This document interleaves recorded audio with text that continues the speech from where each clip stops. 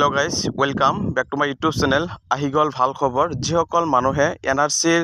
সময়ত যিসকলে বায়োমেট্ৰিক দিছিল বা বায়োমেট্ৰিকৰ কাৰণে যিসকলৰ এতিয়ালৈকে তেওঁলোকৰ আধাৰ কাৰ্ডখন বনাব পৰা নাই তেওঁলোকে কেনেকৈ আধাৰ কাৰ্ডখন বনাব পাৰিব সম্পূৰ্ণ আজিৰ এই ভিডিঅ'ত জানিব পাৰিব আৰু যিসকলে এনআৰসিৰ সময়ত তেওঁলোকৰ এই হিয়াৰিংৰ বাবদ যিসকলে বায়োমেট্ৰিক দিছিল বা তাৰ পিছত তেওঁলোকৰ যিখন আধাৰ কাৰ্ডৰ কাৰণে তেওঁলোকৰ যেটো সমস্যাত পৰি আছে তেওঁলোকৰ সেই সমাধানখন এতিয়া তেওঁলোকে লাভ কৰিব বা তেওঁলোকে এতিয়া নিজৰ আধাৰ কাৰ্ডখন বনাব পাৰিব বা ঘৰত আপোনালোকৰ পৰিয়ালত যদি কোনোবা সদস্য আছে তেন্তে আজিৰ এই ভিডিঅ' আপোনালোকৰ কাৰণে অত্যন্ত গুৰুত্বপূৰ্ণ বা কি নথিপত্ৰ লাগিব বা ক'ত জমা দিলে আপোনাৰ সেই আধাৰ কাৰ্ডখন ৰিজেক্ট কৰিব যেতিয়া বায়োমেট্ৰিক দিছিল সেই বায়োমেট্ৰিকখন ৰিজেক্ট হোৱাৰ পিছত আপুনি নতুনকৈ আধাৰ কাৰ্ডখন বনাব পাৰিব আৰু অসমৰ সকলো ডিস্ট্ৰিক্টত বৰ্তমান আৰম্ভ হ'বলৈ গৈ আছে বা কিছুমান ডিস্ট্ৰিক্টত আৰম্ভ হৈছে বা কোনকেইটা ডিস্ট্ৰিক্টত বৰ্তমান আৰম্ভ হৈছে কোনকেইটা আৰম্ভ হোৱা নাই সম্পূৰ্ণ জানিব পাৰিব বা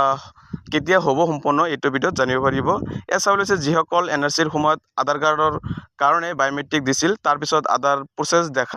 দেখাইছে বা এতিয়ালৈকে ৰিজেক্ট হোৱা নাই বা বায়োমেট্ৰিক লক হোৱাত তেওঁলোকৰ আধাৰ কাৰ্ডখন বনাব পৰা নাই সেইসকলে নিজৰ সাৰ্কেল অফিচত চক্ৰ বিষয়াৰ কাৰ্যালয়ত তেওঁলোকৰ সেই নথিপত্ৰ কিছুমান জমা দিব লাগিব আৰু তাৰ পিছত তেওঁলোকৰ সেইখন ৰিজেক্ট কৰি দিব তাৰ পিছত তেওঁলোকে নিজৰ আধাৰ কাৰ্ডখন লাভ কৰিব আৰু হেতৰ বাবে তেওঁলোকৰ voter card PAN card ration card এনআৰসিৰ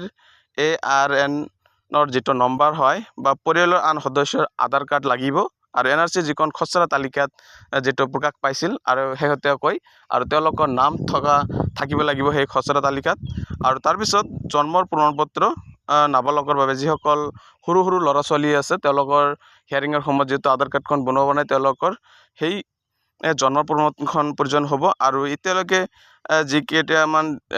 কিছুমান ডিস্ট্ৰিক্টত আৰম্ভ হৈছে এইকেইটা হল গোৱালপাৰা ডিস্ট্ৰিক্টত আৰম্ভ হৈছে এয়া চাবলৈ পাইছে যিখন নটিচ আহিছে এটা হল কৰিমগঞ্জ জিলাৰ বাবে আৰু তাৰ পিছত হাইলাকান্দি ডিস্ট্ৰিক্টৰ কাৰণে এনেকুৱাকৈ নটিচ জাৰি কৰিছে আৰু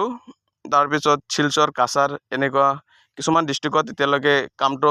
ষ্টাৰ্ট হৈ গৈছে আৰু যিকেইটা ডিস্ট্ৰিক্টত এতিয়ালৈকে আৰম্ভ হোৱা নাই 2 দিনৰ ভিতৰত আৰম্ভ হ'ব সকলে গতিকে যিসকলৰ ঘৰত এনেকুৱা ধৰণৰ বায়োমেট্ৰিক দিয়াৰ পিছত আধাৰ কাৰ্ডখন বনাব পৰা নাই তেওঁলোকে এই এনেকুৱাকৈ তেওঁলোকৰ যিখিনি ইম্পৰ্টেন্ট নথিপত্ৰ সেইখিনি